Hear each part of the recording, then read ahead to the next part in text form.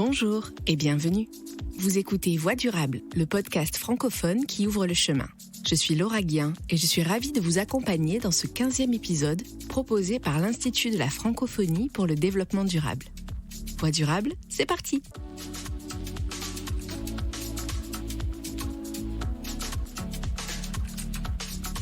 Elle peut être technologique, sociale, environnementale, finir par sonner comme cela ou comme cela.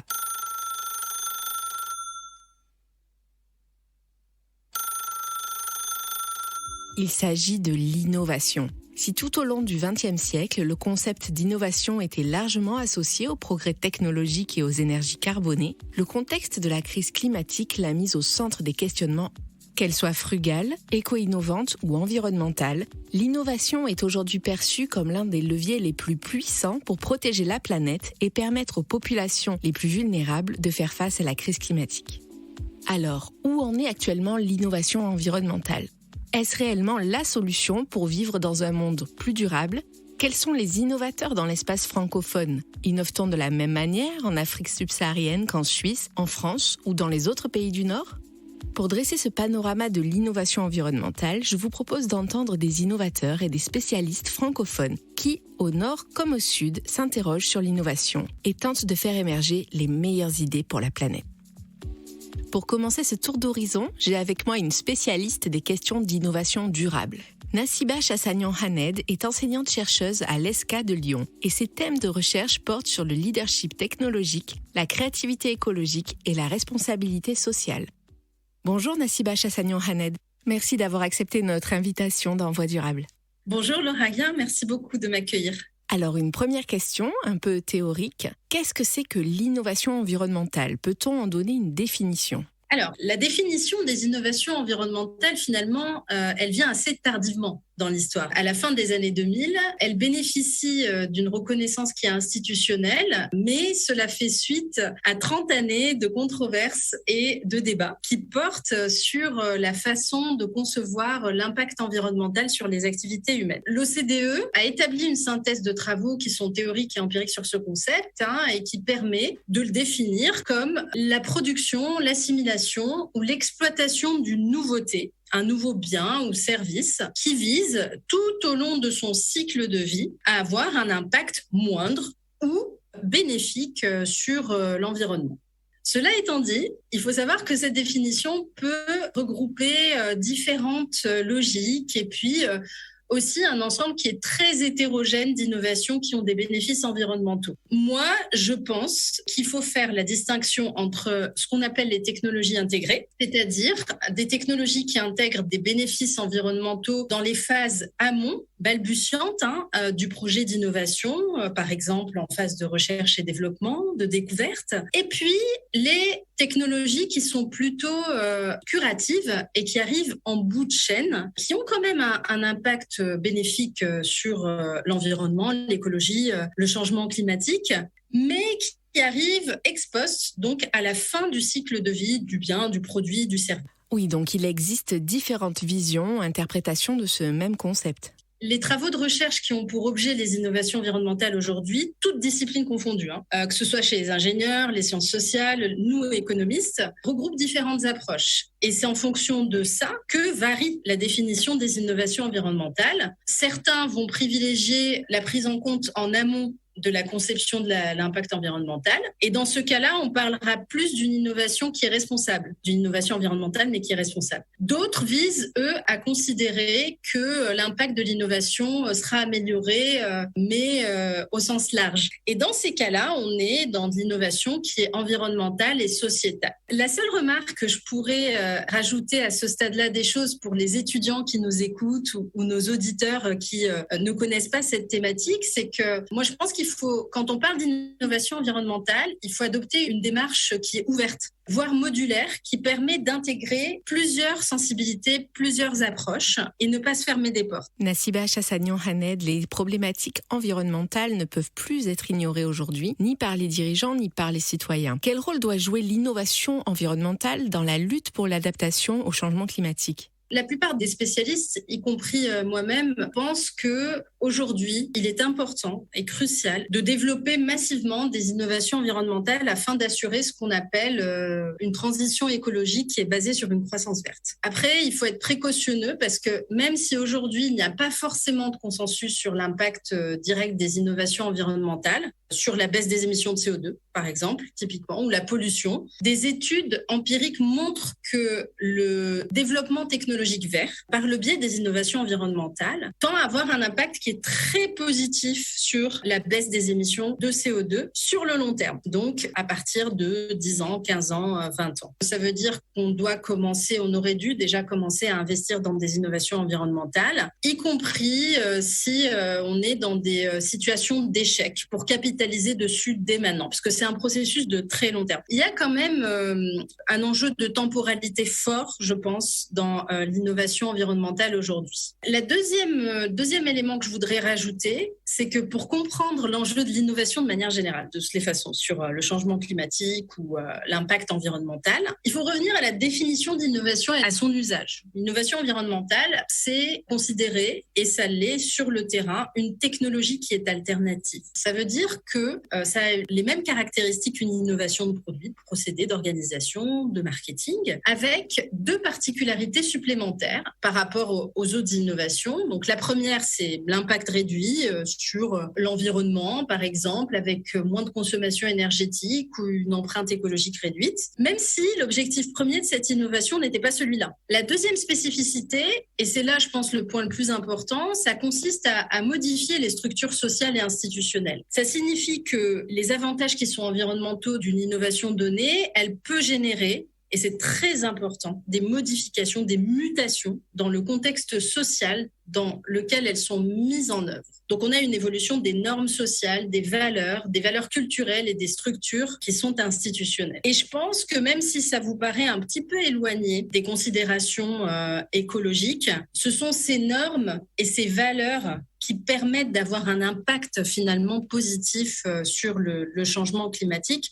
Pour le dire de manière plus triviale, quand ça rentre dans les mœurs, quand on a un groupe d'ingénieurs de R&D qui travaillent sur un produit, la décarbonation, l'impact écologique, ça va être quelque chose de naturel. Et donc, ils vont se poser la question en amont. Où en sont concrètement les pays du Nord ? Existe-t-il des avancées et des freins à la mise en place de stratégies d'innovation environnementale ? Aujourd'hui, on a des politiques publiques, du moins dans les annonces françaises, européennes et puis dans les pays du Nord. De manière très générale, mis à part l'épisode historique de certains pays du Nord qui ont été jusqu'au déni des questions climatiques, on est plutôt dans des politiques publiques proactives et ambitieuses dans le Nord. Des données de l'OCDE nous permettent néanmoins de constater qu'il y a une insuffisance des avancées en termes d'innovation environnementale. Et puis, il faut aborder les défis qui sont sociétaux, qui sont ambitieux en fait à relever aujourd'hui. Le premier point, qui est l'insuffisance de l'engagement dans des innovations environnementales, il peut se démontrer en analysant les données de brevets déposées par exemple dans les pays de l'UE des 27. Les brevets déposés dans le cadre de technologies vertes, ils explosent depuis les années 90.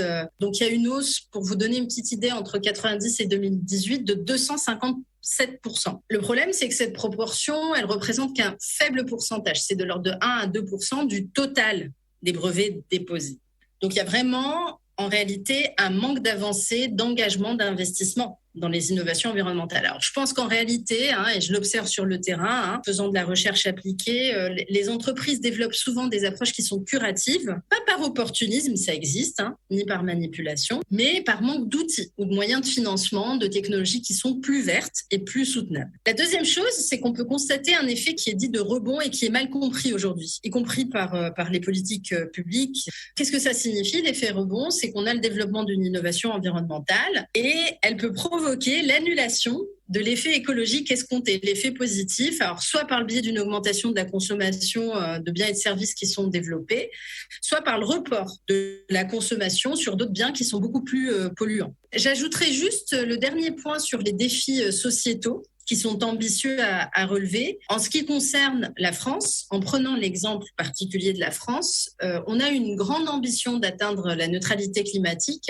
notamment dans le cadre Vert pour l'Europe d'ici 2050. Et ça concerne plusieurs secteurs et on a le défi d'appliquer cela à la fois au secteur des transports avec une réduction significative des gaz polluants, en intégrant des populations, en étant plus inclusif, en intégrant des populations qui sont plus fragiles. Voilà. Donc, je pense qu'aujourd'hui, on est très ambitieux, pour résumer ce que j'ai dit. Mais malgré les politiques publiques qui sont très proactives, dans la réalité, on a des effets escomptés qui sont très faibles par rapport aux objectifs qui sont fixés. Oui, alors Nassiba Chassagnan-Haned, dans le Nord, et ses économies capitalistes dopées à la consommation, l'innovation environnementale n'est-elle pas vouée à entrer en conflit avec les objectifs de croissance? Comment repenser selon vous ce lien entre innovation durable et développement économique? Le lien entre l'innovation environnementale et la croissance, il faut revenir à la définition par le principe d'éco-efficience. C'est-à-dire que normalement, quand on utilise dans une économie standard, qui est ouverte, quand on développe des technologies qui sont plus propres, on utilise des ressources moins importantes et a priori, on est plus compétitif au niveau des entreprises, donc de la stratégie environnementale, et au niveau des nations. Donc ça, c'est la fameuse hypothèse de Porter et van der Linde qui est observée pour les pays du Nord. Le lien entre la croissance et l'innovation environnementale, il est établi. Il est logique, il est établi. Moi, je suggère de repenser le lien entre innovation environnementale et développement économique et social. Alors, comment on fait ça ? Il faut avoir des approches qui sont beaucoup plus participatives de l'innovation de manière générale, dans le Nord et dans le Sud, et prendre en compte le progrès social, la notion de progrès social, de progrès économique, qui est associée à chaque type d'innovation en amont du développement, plus que la compétitivité, plus que l'éco-efficience, plus que la croissance. Moi, je pense qu'il faut vraiment avoir cette notion de progrès social, qui en réalité passe aussi par la solidarité. C'est-à-dire qu'on va développer des innovations, et en développant des innovations dans les pays du Nord, on ne va pas forcément sous-traiter ces innovations, mais penser en amont au développement économique et social des pays du Sud, sans pour autant entretenir une relation néocoloniale avec ces pays. Justement, pour évoquer cette question de la relation Nord-Sud, comment pourrait-on revitaliser les partenariats autour de l'innovation environnementale sans tomber dans nos anciens travers coloniaux ? Est-ce qu'il ne faut pas repenser les modèles de coopération Nord-Sud ? Oui, tout à fait. Moi, je pense que c'est important aujourd'hui déjà de décoloniser les pensées et les concepts qui sont liés au développement économique et social. On a des idées, des stéréotypes sur ce que devrait être la croissance, y compris nous, économistes. Pour cela, moi, j'encourage les acteurs à identifier les faits historiques qui ont mené à ce type de développement dans nos pays du Nord et dans les pays du Sud et observer vraiment l'émergence de l'innovation. Voilà, ça c'est le premier point. Un exemple, c'est que nous, on travaille sur la mise en place de packs éducatifs avec des universités du monde entier, francophones, pour une meilleure adaptation de l'innovation de manière générale et l'innovation environnementale en particulier dans les universités. Ces packs, ils sont adaptables à tous les niveaux. Il ne s'agit pas là de coloniser les modes de pensée. Au contraire, c'est d'encourager plutôt des vocations. Le deuxième exemple, c'est d'appliquer des modèles collaboratifs ouverts, dits de triple ou de quintuple hélice, qu'on a, nous, dans les pays du Nord, en collaboration avec des partenaires publics et privés, mais qu'on utilise à notre bénéfice. Moi, je suggère d'ouvrir ces modèles quintuple hélice qui sont bien connus par les innovateurs et par les chercheurs, par les entreprises, avec des partenaires du Sud en l'adaptant davantage. Ces partenariats doivent avoir les mêmes modalités que les consortiums qu'on a dans le Nord, c'est-à-dire que c'est un partenariat qui est ouvert et qui est collaboratif, participatif. En ce qui concerne les anciens travers coloniaux, et puis on peut parler de néocolonialisme aussi, moi j'ai envie de citer les travaux de 2 prix Nobel d'économie, que sont Elinor Ostrom et Esther Duflo, qui travaillent sur des notions qui sont aujourd'hui très utilisées, comme par exemple le bien commun, l'auto-organisation collective, et qui visent en fait à rediriger, recentrer les prises de décision. Et dans notre cas, ce serait des prises de décision sur l'innovation pour favoriser le développement économique et social. Moi, je ne parle pas de développement économique seulement. Finissons par en revenir au Sud, qui fait face en première ligne aux problématiques de développement et de réchauffement climatique. L'innovation dans ces pays s'opère souvent depuis le terrain de façon indépendante de la sphère universitaire, avec peu de moyens, une méthode qui correspond aux standards de l'innovation frugale. Est-ce, selon vous, une piste adaptée ? pour le Sud ? Dans le Sud, aujourd'hui, ce qu'on voit, c'est beaucoup des innovations en Afrique ou ailleurs, d'innovateurs dits atypiques, qui sont très intéressantes et qui vont identifier des ressources naturelles sur le terrain pour produire des biens ou services innovants, pas seulement à bas coût, c'est ça la définition d'innovation frugale, mais qui sont adaptés, je dirais, au marché. C'est la définition même de l'innovation qui va générer un saut technologique, en fait. Je pense que l'exploration et l'émergence de ces stratégies d'innovation frugale, elles ont un impact très positif sur ces économies du Sud, mais n'étant pas institutionnalisées, elles peuvent avoir un effet négatif parce qu'elles vont se substituer parfois à l'économie informelle, comme les échanges de temps, par exemple, ou d'argent d'ailleurs, qui, eux, vont être à l'origine de progrès social et économique. Qu'en est-il de cette innovation frugale pour le Nord ? En ce qui concerne le Nord, je pense qu'aujourd'hui, ces innovations frugales ou inclusives ou davantage sociétales, qui intègrent davantage les dimensions sociétales,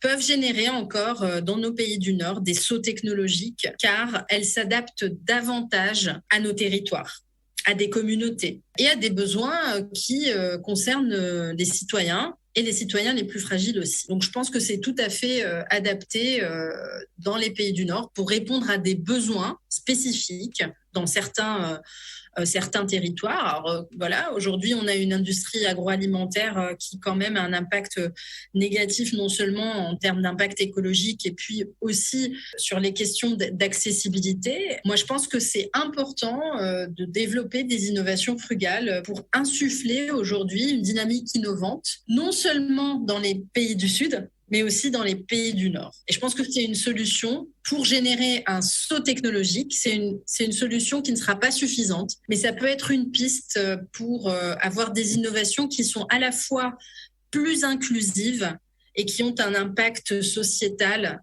important, parce que je suis convaincue que c'est ce dont on a besoin aujourd'hui. Eh bien, je vous remercie, Nassiba, d'avoir pris le temps de revenir avec nous sur toutes ces idées et de nous donner tous ces éclaircissements autour de l'innovation durable. À très bientôt. Merci à vous, Laura Guin. J'étais ravie d'échanger avec vous dans ce podcast. À bientôt.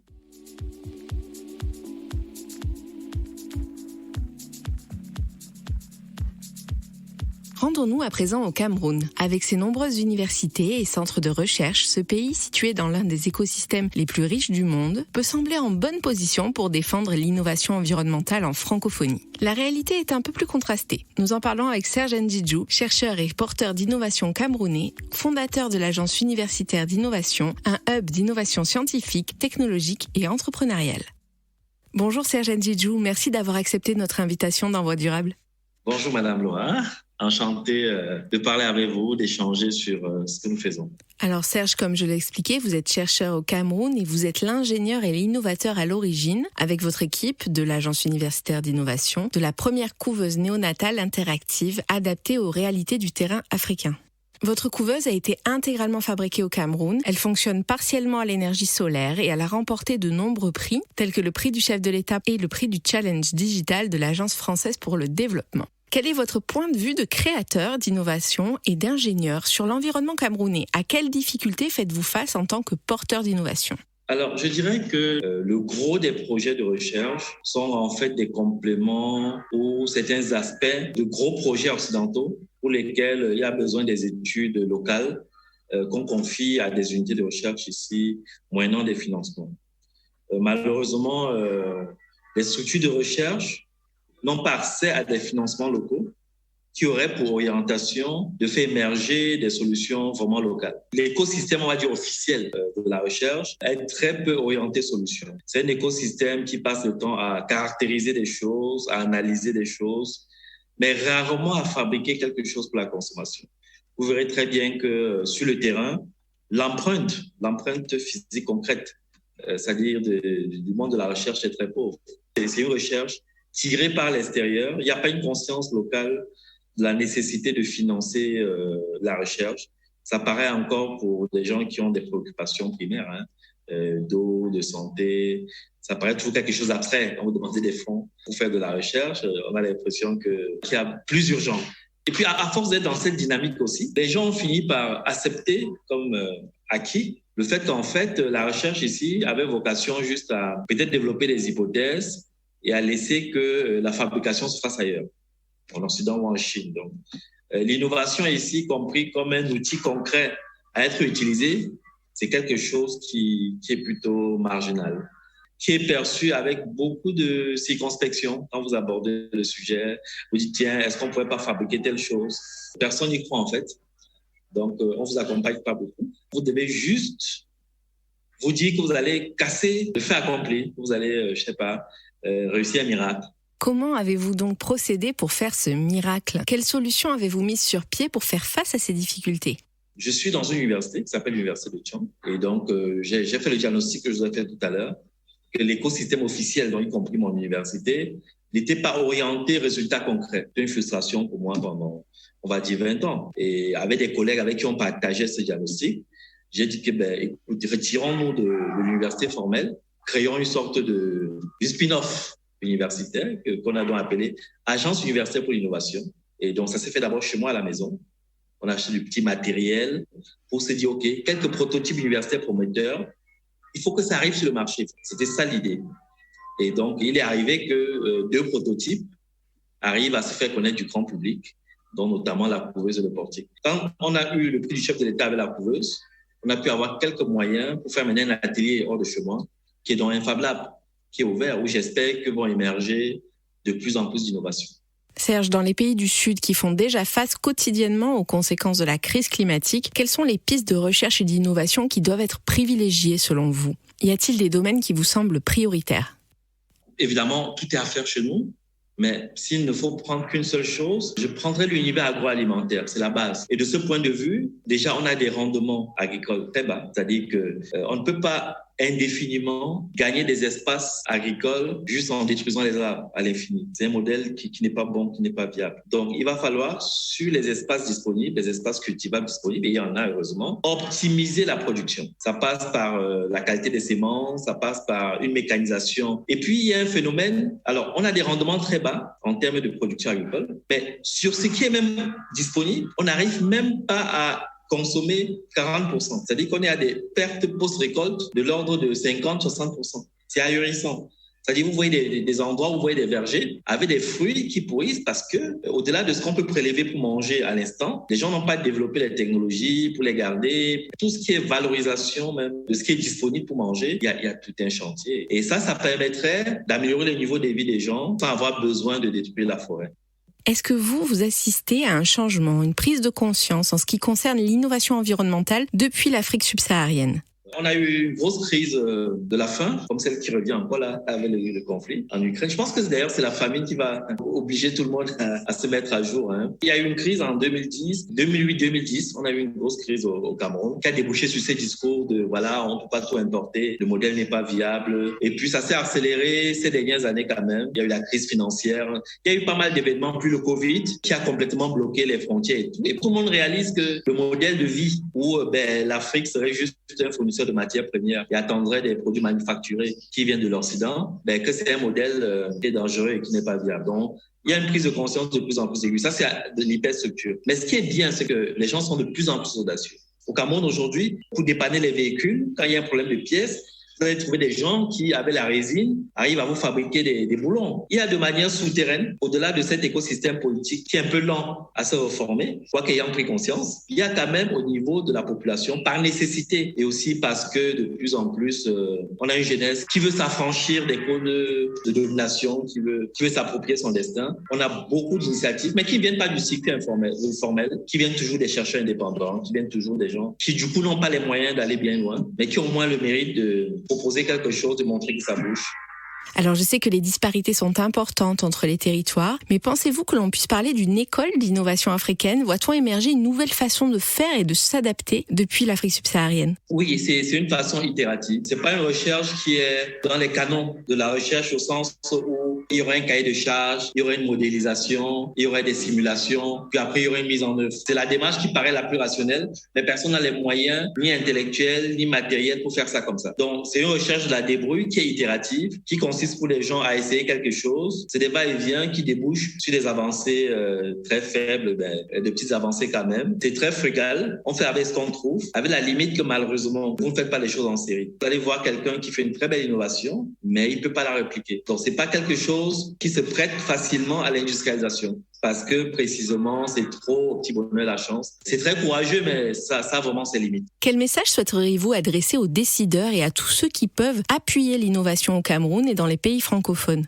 Alors, ils doivent savoir que ce qu'on peut proposer aujourd'hui n'est pas du niveau des canons, on va dire, internationaux. Mais qu'est-ce qu'on fait ? Est-ce que, à vie, éternellement, on va attendre que ceux qui ont pris de l'avance nous donnent ce que nous devons consommer ? C'est pas viable. On doit accepter de partir du bas, c'est-à-dire de financer des produits qui, au départ, ne sont pas parfaits, mais qui, au fur et à mesure, donc il faut donner de l'espace à l'innovation locale. Il faut y croire. C'est pas immédiat, mais il n'y a pas moyen de faire autrement que de parier sur l'avenir. Quelqu'un qui découpe à la meule ne va pas faire la qualité de quelqu'un qui découpe au laser. Les autres ne font pas mieux à cause de leur race ou à cause des outils dont ils disposent. Si on donne aux innovateurs camerounais, africains, l'outillage de pointe, on va voir arriver des choses qui ont de la qualité. Il y a des moyens pour soutenir ces recherches-là. Les cerveaux sont disponibles pour s'orienter vers ça. C'est évident que s'il n'y a pas de moyens, c'est la débrouille et l'innovation qui est portée du quartier, comme je dis, a ses limites. On peut s'extasier, on peut acclamer, mais c'est pas structurant. C'est des innovations qui ne sont pas préparées à passer à l'échelle. Il n'y a pas de modélisation, c'est vraiment de la débrouille. C'est déjà ça, mais j'ai peur qu'on tourne en rond. Je vous remercie infiniment, Serge Ndjidjou, d'avoir été avec nous aujourd'hui dans Voix durable. Bonne continuation avec l'Agence universitaire d'innovation. À bientôt. Au revoir. Le pays le plus innovant du monde est un tout petit pays francophone. Selon le classement annuel de l'Indice mondial de l'innovation 2021, la Suisse reste en première place pour la 11e année consécutive, suivie de la Suède et des États-Unis. Pour parler innovation et plus particulièrement innovation environnementale, j'ai avec moi le dirigeant de la société suisse Excelterra, une start-up spécialisée dans les solutions technologiques durables appliquées à l'environnement et qui s'est fixé pour cela un objectif ambitieux. Dépolluer Tchernobyl. Bonjour Franck Müller, merci d'avoir accepté notre invitation dans Voix durable. Bonjour. Alors, comme je le disais en introduction, votre société, Excelterra, est spécialisée dans les technologies performantes et les solutions environnementales durables. On a beaucoup parlé de vous dans la presse en 2021 grâce à l'une de vos innovations qui aurait permis un exercice de dépollution inégalé sur le terrain à Tchernobyl. Est-ce que vous pouvez nous en dire un petit peu plus sur cette innovation et sur comment vous l'avez mise au point ? Très bien, Laura. Oui, nous avons un très vaste programme pour cette technologie qui s'appelle NSPS, qui veut dire Nucleus Separation Passive System. Ce sont des structures tubulaires avec une forme très, très précise, avec des dimensions très précises et qui sont installées selon une ingénierie très précise. Donc, tout ça est quasiment au centimètre près au niveau de la tolérance. Il faut vous imaginer un immense système de tubes souterrains qui vont travailler les unes avec les autres et ces différentes unités de NSPS deviennent en fait un système très puissant qui utilise les énergies renouvelables du futur, c'est-à-dire celles qu'on n'a pas encore l'habitude d'utiliser. Donc, on utilise les champs magnétiques, on utilise la gravité, on utilise tout ça pour atteindre nos résultats. C'est la première fois que nous avons maintenant la capacité d'accélérer la décontamination radioactive. Ce que la nature met plusieurs centaines ou voire des milliers d'années, nous pouvons accélérer cette décontamination. Et nous sommes très fiers. Donc, en novembre dernier, 2021, nous avons annoncé les premiers résultats. Donc, une année après l'installation du système NSPS à Tchernobyl, nous avons pu annoncer des résultats déjà très puissants avec en moyenne plus de 30% de réduction de la radioactivité sur 1 hectare installé de NSPS dans la zone d'exclusion de Tchernobyl en Ukraine. Qu'est-ce que c'est l'innovation, Franck Müller, pour vous ? Je pense que l'innovation, c'est quelque chose qui arrive très rarement. Ça arrive peut-être tous les 100 ans, tous les 200 ans, qu'il y a réellement une innovation. La plupart du temps, les gens mélangent innovation et amélioration de processus. Mais l'innovation, généralement, c'est quoi ? C'est le résultat d'une meilleure compréhension du monde physique qui nous entoure et ensuite de l'utilisation de cette compréhension pour développer des choses, si possible, extrêmement simples pour résoudre des problèmes ou pour faire avancer notre civilisation. Donc, pour moi, l'innovation, c'est quelque chose qui est très, très rare. Qu'en est-il de l'innovation environnementale ? Alors, environnementale, qu'est-ce que ça veut dire ? Ça veut dire qu'en fait, on utilise la nature, les principes fondamentaux de la nature. On travaille avec la nature pour obtenir des résultats. Le principe fondamental de notre manière de fonctionner chez Excelterra, c'est la compréhension que la nature, vous ne la forcez jamais à faire quelque chose qu'elle ne veut pas faire elle-même. Donc, si vous voulez essayer de compenser des effets négatifs de notre civilisation, comme la gestion des eaux pluviales ou l'érosion des sols, il faut comprendre les mécanismes naturels et la raison pour laquelle ces effets négatifs sont là. Et une fois qu'on a compris pourquoi ces effets négatifs sont là, il faut ne pas s'occuper des symptômes, mais il faut s'occuper de la cause. Alors concrètement, Franck Müller, comment peut-on procéder? Comment créer un environnement propice à ce type d'innovation environnementale? Mais disons qu'il faut laisser s'exprimer les jeunes. S'exprimer, ça veut dire laisser la place aux idées. Peut-être que des idées paraissent saugrenues d'apparence, mais il faut laisser se développer. Donc, je pense qu'il y a un contexte d'ouverture et de pas tout de suite dire non, c'est pas comme ça, non, c'est pas comme ça. C'est-à-dire, c'est très bien d'avoir une excellente éducation. Donc, en Suisse, on jouit d'un contexte éducatif qui, je dirais, si je compare ça au niveau mondial, qui est extrêmement bon. Mais ça veut dire qu'il y a quand même environ 65% de Suisses qui passent par un apprentissage et qui ne vont pas forcément à l'université. Ce qui ne veut pas dire que leur éducation est moins bonne, mais c'est qu'ils ont dans un autre moule. Et tout à coup, ces choses-là font que peut-être des gens pensent différemment. Et je pense que c'est ça la clé, c'est laisser les gens penser différemment. Quels sont selon vous les grands chantiers de l'innovation environnementale sur lesquels justement cette jeunesse doit s'investir? Le premier thème, et on le voit à l'heure actuelle, on en parle tous les jours, c'est l'énergie. L'énergie est actuellement tiraillée entre les fossiles et non fossiles. Il y a énormément de discussions. La guerre actuelle remet en question certaines pratiques. Donc l'énergie, c'est clairement un grand challenge pour les années à venir. Il y a énormément de choses à faire dans ce secteur-là. L'autre, évidemment, grand enjeu, c'est forcément la possibilité de nourrir la planète, mais surtout de la nourrir avec de la nourriture saine. Et je ne rentre pas dans les enjeux. Est-ce qu'il faut ne plus faire de l'élevage? Est-ce qu'il faut être végétarien ou vegan? Pour moi, c'est pas ça la question. Il faut aller au-delà et de dire, voilà, comment est-ce qu'on va faire pour nourrir 15 milliards, 20 milliards de personnes avec les terres arables à disposition et avec les manières dont on produit à l'heure actuelle. Franck Müller, quel regard portez-vous sur l'innovation environnementale dans des pays où les systèmes d'innovation sont souvent moins matures? Je pense notamment aux pays du Sud. Je pense que pour faire de l'innovation au niveau environnemental, il faut commencer par comprendre et observer la nature. Ce n'est pas dans les labos qu'on va développer les technologies de futur pour l'environnement. C'est vraiment dans la nature, en observant tous les jours des phénomènes qui changent sans arrêt, que l'on commence à comprendre comment fonctionne la nature et ensuite comment on peut amener des choses pour simplement changer des choses sans créer des usines à gaz ou des choses compliquées et très coûteuses. Donc, je pense que les pays du Sud ont un avantage puisqu'en fait, ils ont peut-être moins de moyens financiers. En revanche, ils sont peut-être plus sur le terrain et sont forcés, de par la pression qu'ils ont de leur climat, à trouver des solutions puisque les gens meurent à cause de problèmes environnementaux beaucoup plus que chez nous dans le Nord, entre guillemets. Donc, il y a une pression très forte et forcément, c'est toujours quand on est sous pression que les idées jaillissent, que les gens souvent se mettent ensemble et trouvent des solutions. Donc, il y a des choses fabuleuses qui se font dans les pays du Sud, en Inde, en Afrique, qui ne sortent pas forcément d'un labo, mais qui sont très, très efficaces et très, très simples. Quel conseil donneriez-vous, Franck Müller, aux porteurs d'innovation environnementale, au Nord comme au Sud? Alors, le premier conseil, c'est d'écouter leur cœur et d'écouter leur intellect. C'est-à-dire que ne pas sous-estimer qu'ils ont beaucoup de réponses en eux. Ayez confiance en vous. C'est pas parce qu'un adulte vous dit c'est comme ça que c'est forcément comme ça. Un jeune doit comprendre qu'il doit avoir confiance en lui. Donc, le seul conseil que j'ai, c'est écoute ton cœur, sois honnête avec toi-même, fais tes propres recherches, fais ton analyse, mais essaie de comprendre comment fonctionne la nature. Et une fois que tu as compris ces principes fondamentaux, après, tu peux commencer à réfléchir comment toi, tu vas amener ta pierre à l'édifice.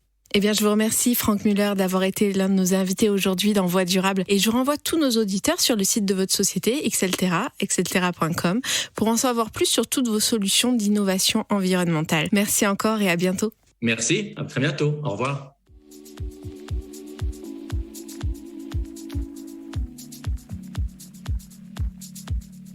L'innovation environnementale peut prendre plusieurs formes.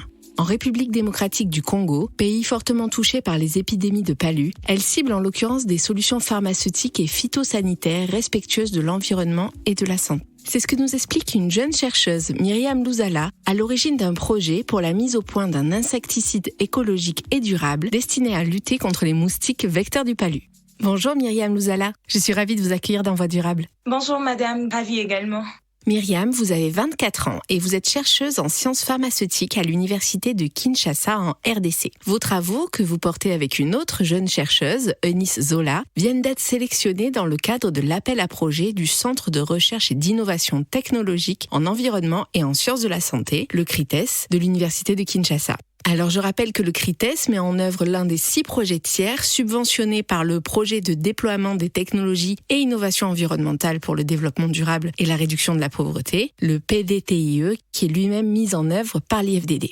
Myriam Lezala, pour commencer, pouvez-vous nous expliquer cette fameuse solution alternative aux insecticides chimiques sur laquelle vous travaillez et qui s'avère très prometteuse? Je rappelle que le palu tue encore actuellement 400 000 personnes par an dans le monde. Mon équipe et moi travaillons sur le développement des nanoparticules larvicides biosynthétisées à partir des plantes potagères et maraîchères. Et l'innovation se situe dans la mise au point d'une forme pharmaceutique, donc d'un médicament à base de ces nanoparticules larvicides biosynthétisées à partir de nos plantes. Alors, pour arriver à développer cette thématique, nous sommes partis du constat selon lequel notre pays, la République démocratique du Congo, baigne au centre des maladies dites transmissibles, parmi lesquelles siège la malaria ou le paludisme, transmis à l'homme par le canal de plusieurs vecteurs. Pour lutter contre ces vecteurs, l'Organisation mondiale de la santé a préconisé 2 outils. Il y a d'abord l'utilisation d'insecticides à effet rémanent dans nos maisons et ensuite l'utilisation des moustiquaires imprégnés d'insecticides. Mais lorsqu'on réfléchit sur les 2 outils, on se rend compte que l'utilisation de ce produit chimique entraîne des coûts opérationnels élevés. Avec la pulvérisation d'insecticides, on doit déployer la main-d'œuvre dans le pays. Ils doivent aller porte à porte. Ça demande de l'argent, ça demande de matériel de protection et ces produits également coûtent cher. À part ça, il y a un problème de développement des résistances avec les moustiquaires imprégnés. Il y a également des effets indésirables non ciblés. Ce sont des produits toxiques. Alors, quand on regarde le sol congolais, on se rend compte qu'on a beaucoup de plantes non utilisées et certaines d'entre elles sont rapportées dans la littérature comme possédant des propriétés larvicides. Et même si la littérature ne le rapporte pas, on a encore cette possibilité de déceler les propriétés de certaines de nos plantes. Voilà pourquoi nous sommes tournés vers toutes ces plantes-là pour essayer de les valoriser et de mettre en place des larvicides végétaux. Alors Myriam, puisque vous faites référence à toutes ces plantes justement, parlons un peu de l'écosystème du bassin du Congo qui est un écosystème unique et particulièrement présent en RDC. En quoi cet écosystème, cette flore, cette faune est une richesse pour la science et l'innovation selon vous? C'est une grande richesse pour la science et l'innovation. Les écosystèmes de la RDC jouissent d'un complexe végétal imposant et diversifié. La RDC est riche en flore. La RDC comporte des milliers d'espèces de plantes et certaines traînent autour de nous. On n'en fait rien. Elles sont là. D'autres, comme je disais avant, elles sont rapportées dans la littérature comme possédant des propriétés thérapeutiques. Alors, dans ce cadre-là, sur ce chemin, on peut les utiliser, on peut les développer dans nos laboratoires pour trouver des solutions à nos maladies. Et voilà. Et surtout qu'aujourd'hui, on discute en termes des objectifs de développement durable. On se dit aujourd'hui pas de pauvreté. Pas de faim. Pour ne pas avoir de pauvreté, il faut que les gens travaillent. On peut utiliser cette flore, on peut utiliser nos plantes pour aider à atteindre ces objectifs. C'est vraiment une grande richesse pour la République. Alors Myriam Lezala, en tant que jeune chercheuse, à quelles difficultés faites-vous face pour faire aboutir votre recherche en innovation concrète? Est-ce qu'il est difficile d'innover en RDC? Ce qui est bon à savoir, c'est que toute recherche sur terrain au laboratoire présente des difficultés qu'il faut surmonter pour pouvoir continuer. Mais les difficultés majeures que moi je dois souligner maintenant, ce sont les difficultés relatives aux sources d'information. Parce que moi j'ai déjà bénéficié d'un financement, mais il faut se déployer partout dans la ville, trouver de l'information. Mon équipe et moi sommes descendus sur le terrain.